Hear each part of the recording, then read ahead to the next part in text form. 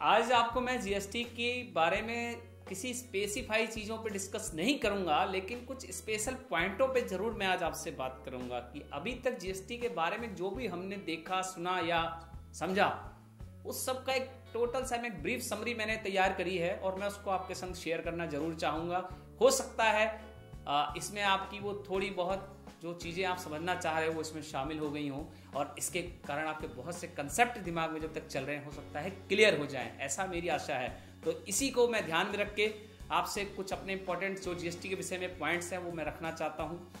First of all मैंने GST के बारे में जो आपको बताने जा रहा हूँ कि जीएसटी का जितना भी अभी तक का प्रोसेस है रजिस्ट्रेशन से लेके और जीएसटी के लास्ट यानी एंड टू एंड का जो प्रोसेस है, सबसे पहली चीज मैं आपको बताना चाहूंगा जीएसटी के जितने भी process end to end first step से लास्ट स्टेप तक का जो भी प्रोसेस है वो सभी ऑनलाइन है, यानी कि ऑनलाइन जीएसटी पोर्टल्स www.gstgov.in के ऊपर सभी चीजें ऑनलाइन है। कोई भी चीज है मैनुअल्स नहीं रखी गई है। ये एक इंपॉर्टेंट चीज सबसे बड़ी है जिसे आपको नोट रखना है। सेकेंड चीज, जीएसटी का जो रजिस्ट्रेशन का प्रोसेस रखा गया है उसके लिए भी बाकायदा टर्नओवर लिमिट रखी गई है। और टर्नओवर लिमिट क्योंकि ज़्यादा मैंने एक्सप्लेन करने की यहाँ आवश्यकता नहीं समझी है, क्योंकि मैं अपने इससे पिछले वीडियो में इसके बारे में बता चुका हूँ।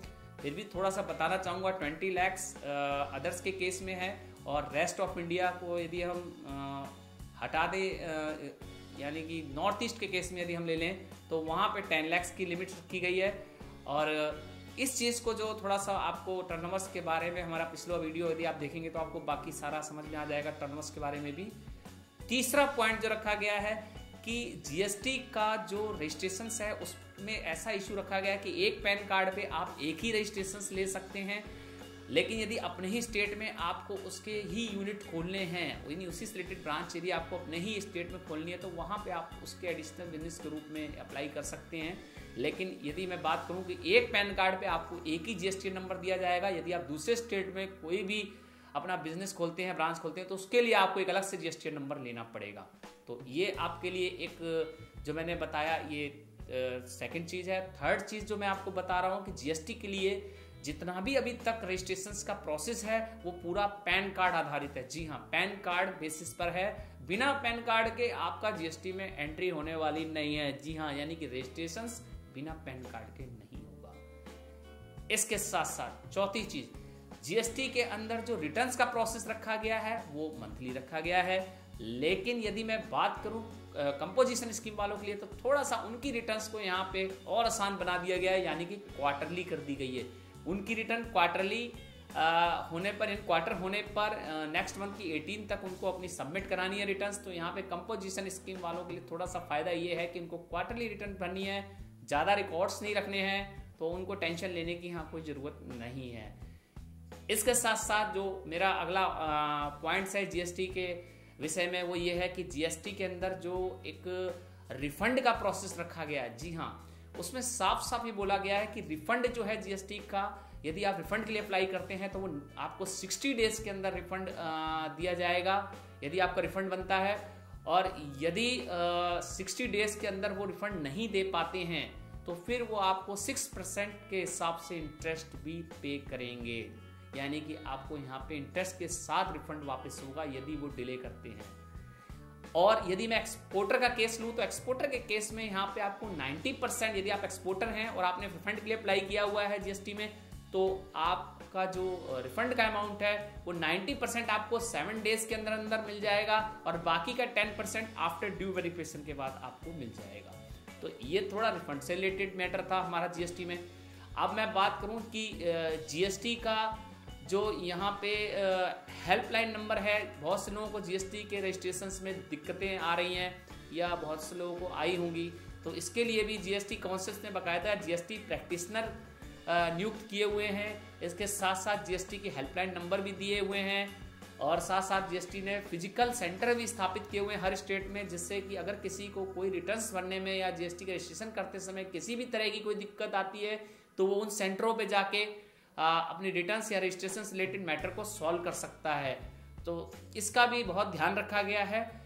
इसके साथ साथ जीएसटी के अंदर जो कंपोजिशन स्कीम वालों को है उनको भी स्पेशल मतलब जो उनकी लिमिट दी गई है वो 20 लाख से 75 लाख के अराउंड आसपास दी गई है, और यानी कि 20 लाख से 75 लाख तक के बीच में वो 1%, 2% और 5% के आसपास जो है माल को यहाँ परचेज कर सकते हैं।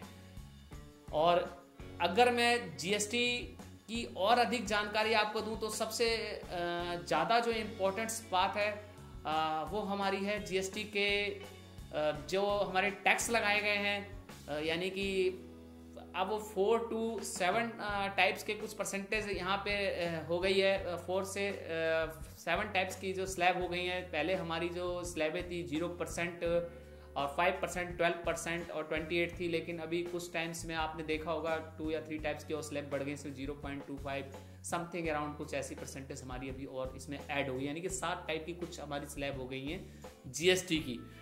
और हमारा जो अब ये नेक्स्ट जो अब मैं आपको इसी के साथ साथ अगली जो इसके बारे में जीएसटी के बारे में बात बताने जा रहा हूँ वो इम्पोर्टर से रिलेटेड है। जी हाँ, जो इम्पोर्टर हैं अभी तक इम्पोर्टर्स को थोड़ा सा टैक्स के दायरे से बाहर रखा गया, लेकिन जीएसटी में आने पर उनके ऊपर आईजीएसटी बाकायदा इस बार लगेगा, यानी कि यदि कोई भी इम्पोर्टर माल इम्पोर्ट करता है तो फिर उससे यहाँ पे आईजीएसटी पे करना पड़ेगा। तो ये थोड़ा सा आपकी गवर्नमेंट ने डोमेस्टिक और इंपोर्टर के लिए सेम चीज़ें रखी हुई हैं कि इंपोर्टर्स के ऊपर वही रूल्स लागू हैं जो डोमेस्टिक्स में बिजनेस करने वाले एसएससीओ के ऊपर लागू है। तो यहाँ इंपोर्टर यदि इंपोर्ट करता है किसी भी माल का दूसरे कंट्री से तो फिर उसको आईजीएसटी यहाँ पे करना पड़ेगा। लेकिन यहाँ पे इंपोर्टर्स को भी घबराने की ज़रूरत बिल्कुल नहीं है, क्योंकि इंपोर्टर को भी उस आईजीएसटी का पूरा इनपुट टैक्स का क्रेडिट मिल जाएगा। तो इसलिए उनके लिए ये एक टैक्स का भार नहीं है, बल्कि एक गवर्नमेंट की तरफ से सेफ जोन में एक टैक्स रखा गया है आईजीएसटी का इंपोर्टर के लिए। इसके साथ जो नेक्स्ट जीएसटी में जो अभी इम्पोर्टेंट चीज़ है वो एसईजेड के विषय में। जी है, स्पेशल इकोनॉमिक जोन को यदि आप कोई भी माल गुड्स या सर्विस की सप्लाई करते हैं तो फिर उसके ऊपर भी अब जो है जीएसटी चार्ज किया जाएगा, और इसके साथ साथ उसका उनको क्रेडिट भी मिल जाएगा इनपुट टैक्स का। जी हाँ, आईटीसी का क्रेडिट ले सकते हैं। तो यहाँ पे कोई ज़्यादा घबराने की ज़रूरत नहीं है, लेकिन हाँ एसईजेड को गुड्स और सर्विस की सप्लाई करते हैं तो फिर आपको यहाँ भी जो है बाकायदा जीएसटी चार्ज लगेगा। और इसके साथ जो हमारा नेक्स्ट हमारा है कंप्लायंस रेटिंग के विषय में। जी हाँ, यहाँ पे जीएसटी काउंसिल्स ने ऑनलाइन पोर्टल पे अपनी साइट पे कंप्लायंस रेटिंग की भी एक सिस्टम बनाया हुआ है। ये कंप्लायंस रेटिंग एक्चुअल में है क्या? ये ऐसे टैक्स डिफॉल्टर जो कि टैक्स की चोरी करते हैं, प्रॉपर अपना रिटर्न्स नहीं भरते हैं कुछ बिजनेस एसएससी, तो उनको यहाँ पे रेटिंग के द्वारा गवर्नमेंट ने बताया हुआ है कि किस व्यापारी से हमें डील करनी चाहिए या किससे नहीं करनी चाहिए। तो इस कॉम्प्लायंस रेटिंग को ABCD ग्रेड में रखा गया है। तो हम इस ग्रेड के अनुसार भी ये देख सकते हैं कि A ग्रेड में जीएसटी काउंसिल्स के द्वारा किसी बिजनेस एसएससी को रखा गया है, तो इसका मतलब है कि वो जो व्यापारी है वो प्रॉपर टाइम पे टैक्स जमा करता है, रिटर्न जमा करता है। तो हमें अच्छी रेटिंग वाले लोगों के साथ ही डील करनी होगी।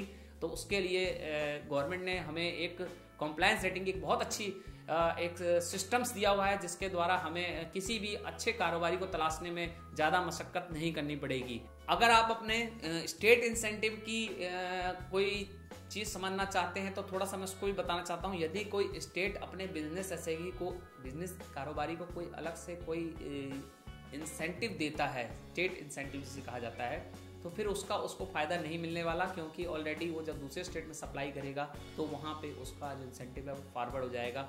लेकिन वो केवल B2C के केस में ही हो सकता है। B2B के केस में कोई भी स्टेट अपने यहाँ कारोबारी को जो है कोई भी इंसेंटिव नहीं दे पाएगा।